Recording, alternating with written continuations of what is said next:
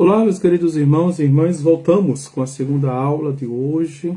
Hoje é a chamada segunda-feira, não é? Para nós, sacerdotes, canonicamente, é a nossa folga, porque no final de semana nós trabalhamos. Em nome do Pai, do Filho e do Espírito Santo. Amém. Glória ao Pai, ao Filho e ao Espírito Santo, como era no princípio, agora e sempre. Amém. Ó meu Jesus, perdoai e livrai do fogo do inferno, levai as almas. O segundo sacramento da iniciação cristã. Estamos na 37ª aula, que é o sacramento da crisma. Vamos para uma distinção inicialmente, que na fala, verbalizando, geralmente as pessoas coloca ali o conectivo errado. Quando eu falo de sacramento, eu falo da crisma. É o sacramento da crisma. Quando eu falo do óleo, eu falo do crisma. O óleo do crisma, que é justamente o óleo. O sacramento vem por causa do óleo. Tá certo? Quando eu me refiro a sacramento, eu falo da crisma. Quando eu me refiro do óleo, eu falo do crisma. Então vamos para aquelas divisórias que nós fizemos para o sacramento do batismo, vamos fazer para todos os sacramentos também. Então, definição e instituição. A crisma, ou chamado também confirmação. Tem muitos nomes que se dão, vem até nos livros, crisma, confirmação. Aqui legalmente, juridicamente, são os nomes para este sacramento. Mas muitos colocam crisma, sacramento da decisão, crisma, sacramento da maturidade cristã, crisma, sacramento, veja, da unção. Da unção. Então, o nome certo é crisma ou confirmação. Porque nos confirma a fé recebida no batismo. Veja, crisma nos confirma a fé recebida no batismo. Não é um novo batismo no Espírito Santo. O Espírito Santo recebemos no batismo. Não novo batismo, certo? Muitos dizem também que a crisma é um Pentecostes. É uma confirmação da fé. Por isso que é o segundo sacramento já. É o sacramento que nos torna perfeitos cristãos e soldados de Jesus Cristo. Imprime um caráter. É um dos sacramentos também que tem caráter indelével, como o sacramento do batismo, o sacramento também da crisma. Não se pode receber 2 vezes, 3 vezes, 4 vezes. Não é porque tem muita gente que quando cresce se desentende com os padrinhos. Eu não gosto do meu padrinho porque ele não dá assistência, porque tem gente que confunde padrinho com pai. Padrinho não é pai, não é para criar, para educar. Padrinho é para dar testemunho, como nós vimos, tá certo? Para dar exemplo, para ajudar naquilo que é necessário, mas não materialmente. Atenção, há uma outra ilusão aqui, para auxiliar os pais na fé. Aí quer receber um novo sacramento, quer trocar o padrinho, aquela confusão toda, acha que tem direito, como hoje, e confunde as leis civis com as leis canônicas, porque a lei civil hoje dá direito de trocar o nome se você não quer, e com essa questão de gênero hoje, que você se decide que quer ser menino ou quer ser menina, aí se é menino e futuramente quer ser chamado de menina, olha aquela confusão, aquela desgraça. E a lei faz um sentido de igualdade e também de direito subjetivo existe o direito objetivo. A igreja ensina que este sacramento foi instituído por Jesus Cristo. Crisma, um sacramento instituído por Jesus Cristo. Os apóstolos, depois da ascensão do Senhor, impunham as mãos aos novos batizandos e estes recebiam o Espírito Santo, né? Impor as mãos. O bispo faz justamente isso quando unge na fronte, na testa, impõe as mãos e unge, tá certo? Então, foi instituído por Jesus Cristo e os apóstolos ali, numa concepção pós-pascal, diz os Atos dos Apóstolos, já impunha as mãos aos novos batizados. Batizava-se na água de forma, né? De forma, muitas vezes, de imersão, né? Ia para um rio, ia para uma piscina, Rio Jordão, como até o João Batista fazia também e se recebia. Também se recebia por infusão, né? Filipe disse, ó, temos água, né? Temos água, tem um ministro agora, o que falta para receber o batismo? Eu e minha família. Vamos ver a matéria, forma e ministro do sacramento da crisma. Matéria da crisma é o sacro crisma, o óleo do crisma, mistura de óleo e bálsamo, consagrado pelo bispo na quinta-feira santa. Por isso que é dos óleos, óleo do batismo, do crisma, e dos enfermos, o óleo do crisma é perfumado por causa do bálsamo. O óleo que se espalha e dá força indica a abundância da graça que se espalha na alma do crismado e a fortifica. Olha aqui. O bálsamo, que é o oloroso e preserva da corrupção, significa o bom odor da virtude que o crismado deve possuir para escapar à corrupção dos vícios, né? Alguém fez essa pergunta, por que é perfumado? Por que o bálsamo? Olha aqui o significado. Significa o bom odor, o perfume das virtudes, que é contrário ao mau cheiro dos vícios, né? Forma da crisma são as palavras: eu te assinalo com o sinal da cruz e te confirmo com a crisma da salvação. Em nome do Pai e do Filho e do Espírito Santo. Olha que maravilha, não é? A fórmula, vamos ler. Eu te assinalo com o sinal da cruz, né? Assinalo, óleo na fronte, e te confirmo com a crisma da salvação. Bonita a fórmula. Ministro ordinário da crisma é o bispo. Extraordinário pode ser também um sacerdote, que seja a isso autorizado, quer pelo direito, quer pelo Papa, não é? Então, nós sacerdotes somos ministros extraordinários da crisma. O ordinário, o comum, é o bispo, tá certo? Mas se ele delega o pároco, que está representando ele na paróquia, o pároco pode também crismar. Como o ministro da Eucaristia própria é o sacerdote. E tem os ministros extraordinários da Sagrada Comunhão, não é? O ministro da palavra é o bispo, o sacerdote, o diácono, mas tem os ministros extraordinários da Sagrada Palavra também. E assim são os ministérios. Vamos lá? Efeitos deste sacramento.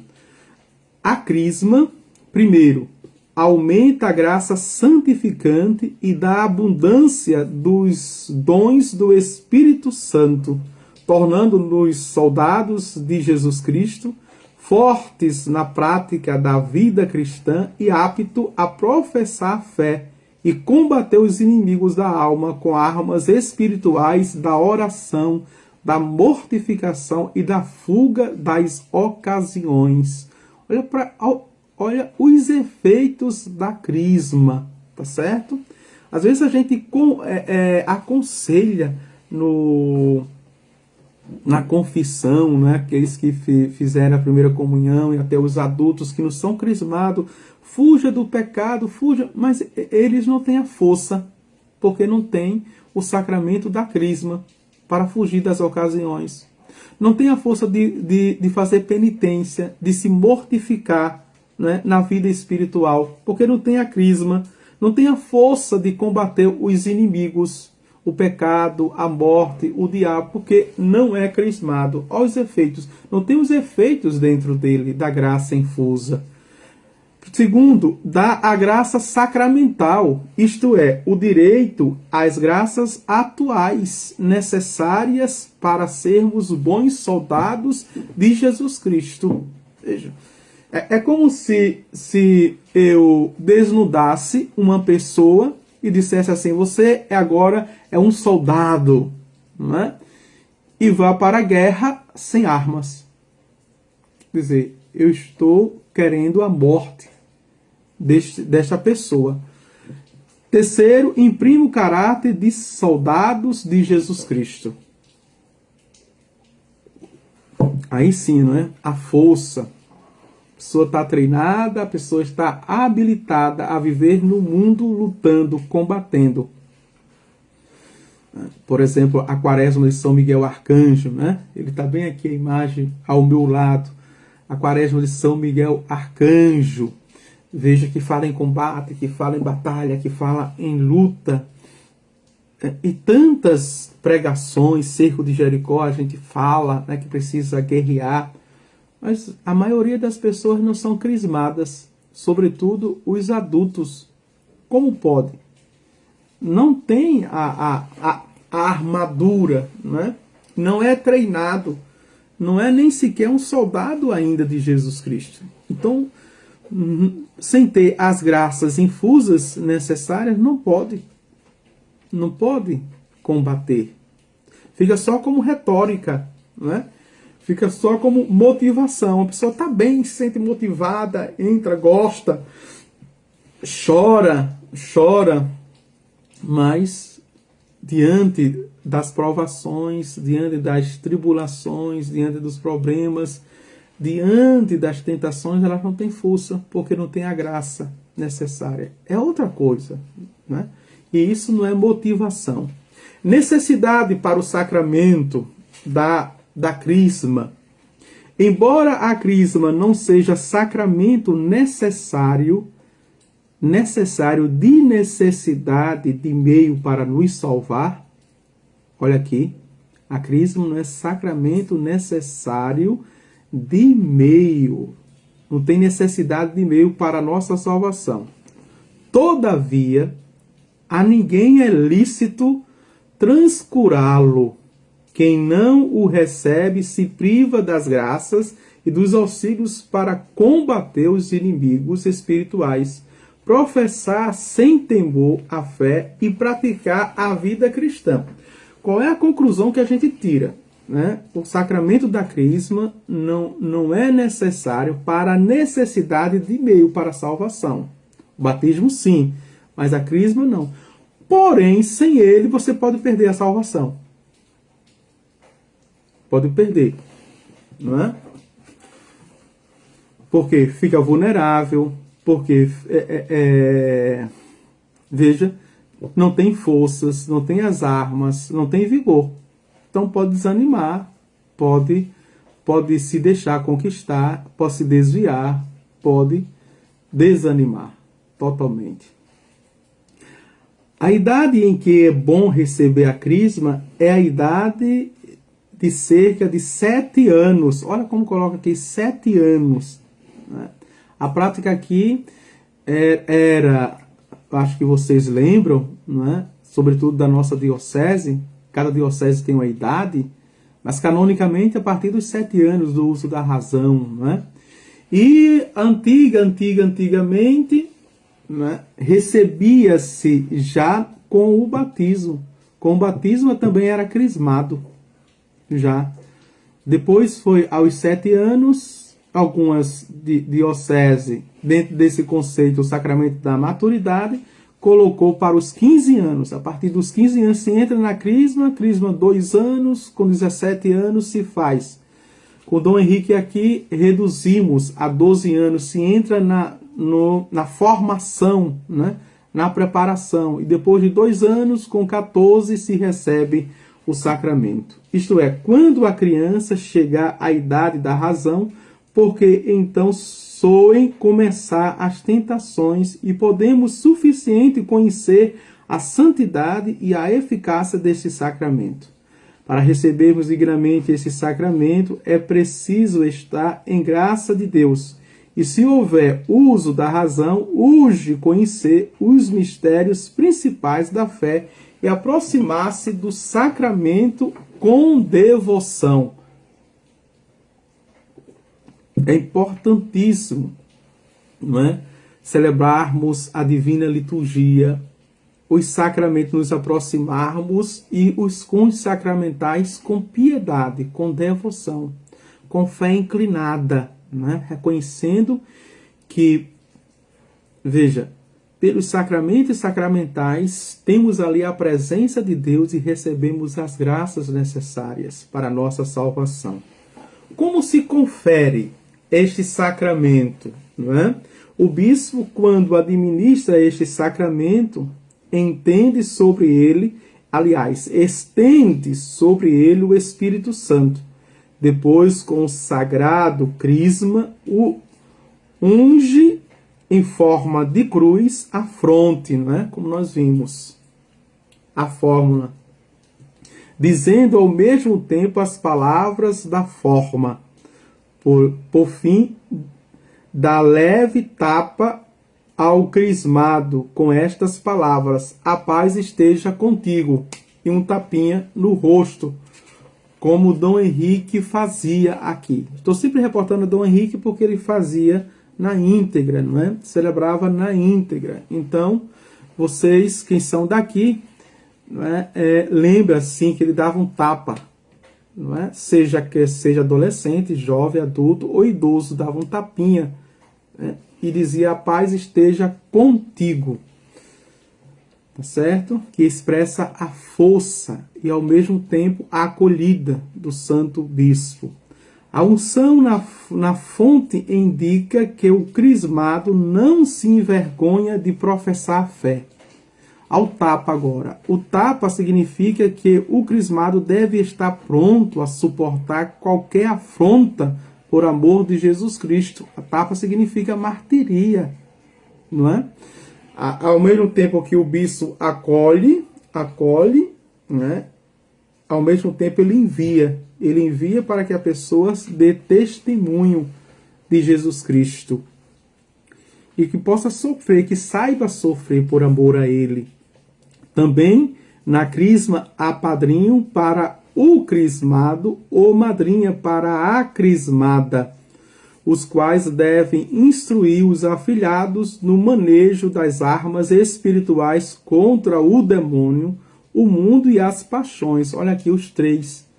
O padrinho ou a madrinha deveria ser já bem resolvido espiritualmente, para que possa ensinar aos afilhados, né, veja, lutar contra o demônio, o mundo e as paixões, os vícios.